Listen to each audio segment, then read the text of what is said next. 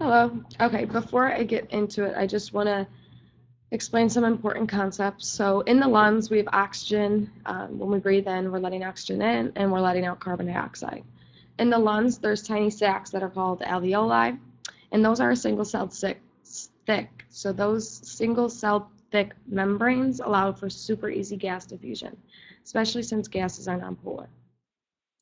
Okay, so they work as kind of like a control gate in my head. That's how I think of it. They can control what's coming in and what's going out.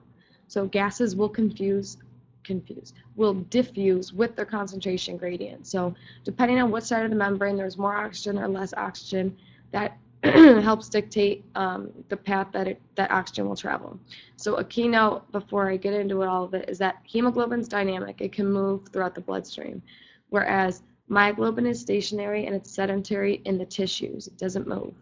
So when we take a deep breath in and the oxygen comes in, it goes into our bloodstream and it directly binds to the hemoglobin in the red blood cells rather than just float around. On the other hand, when carbon dioxide comes out of the bloodstream, it comes out being attached to nothing. It comes out as an ion.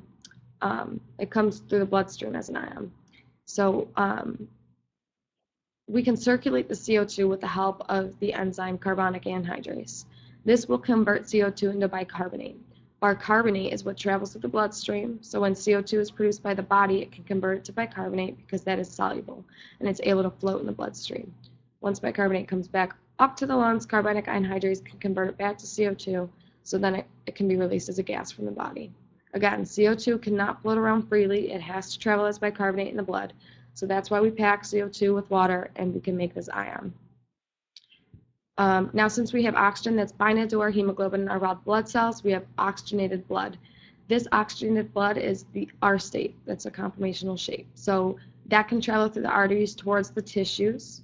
Once we arrive at the tissues, that's where our fuel metabolism can occur.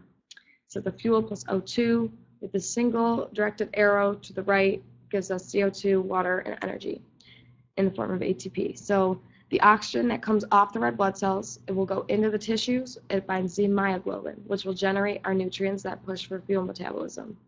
Myoglobin kind of is a reservoir. It'll hold all this oxygen until the cells need it for fuel metabolism. So since myoglobin can hold on to that oxygen much tighter, it makes sense that due to its higher affinity, this whole process is able to occur. So now our enzyme carbonic anhydrase will take the CO2 produced, and once packed with water, it can shift to the right and produce bicarbonate and protons. Veins will then return this deoxygenated blood in the T state from the red blood cells back to the lungs for the process to begin again.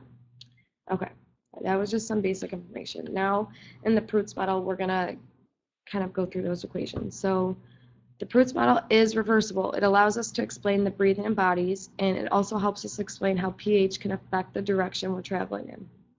On the left, we have deoxygenated hemoglobin in the T state, where we are in a specific shape that does not allow for the binding of the ligand, which is oxygen in this scenario. So instead of being bound to oxygen, we are bound to protons in a sense, conceptually. On the right side, we're in the R state, and our hemoglobin is bound to oxygen, so we have to let the protons go.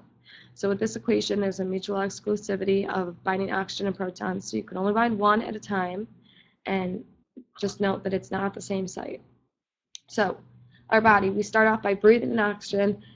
This oxygen begins shifting the Proust equation to the right, meaning we are loading up our deoxygenated blood, which will then experience a conformational change going from the T to R state. Once we bind our oxygen to hemoglobin in our blood cells, it can circulate throughout the bloodstream to the tissues, where then the myoglobin will take the O2 and store it for fuel consumption. Our tissues are using fuel in this oxygen to generate energy in the form of ATP. This energy is used for exercise. Muscles will use this ATP in water, hydrolysis, to attain the 30.5 kilojoules per mole of energy in protons. That's a lot of energy. These protons can go back to the Proust equation and can shift the equilibrium back to the left. Note that by shifting to the left, we're providing information that we need more oxygen from the hemoglobin to make the cycle more efficient, and this is referred to as metabolic acidosis. So overall, fuel consumption and exercise will work together to provide more O2 to the tissues that need it. But going back to the fuel consumption equation, we produce CO2. Our carbonic anhydrase will convert this gas to bicarbonate in the tissue so it can travel through the veins and be brought back to the lungs. Once we get to the lungs, the enzyme can convert bicarbonate back into CO2. That way we can exhale this as a gas. So one last detail would be that the remaining protons from the CO2 waste elimination equation, they can also work with the Perot's equation to shift equilibrium to the left as well. And that is all for the purpose of telling the body that they need more oxygen. One more thing about the bucket brigade, just to let you guys see that visually. Oxygen, it's coming from the atmosphere. It serves as the water.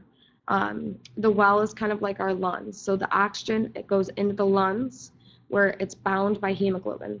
That will travel to the tissues where hemoglobin and myoglobin switch places. Myoglobin takes over. So that's just that little process.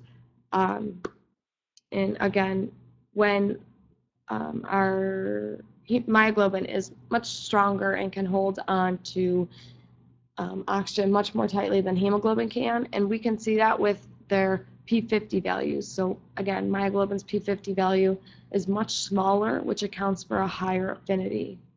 So therefore, hemoglobin's P50 value is much higher, and that would account for its smaller affinity. I think I covered everything.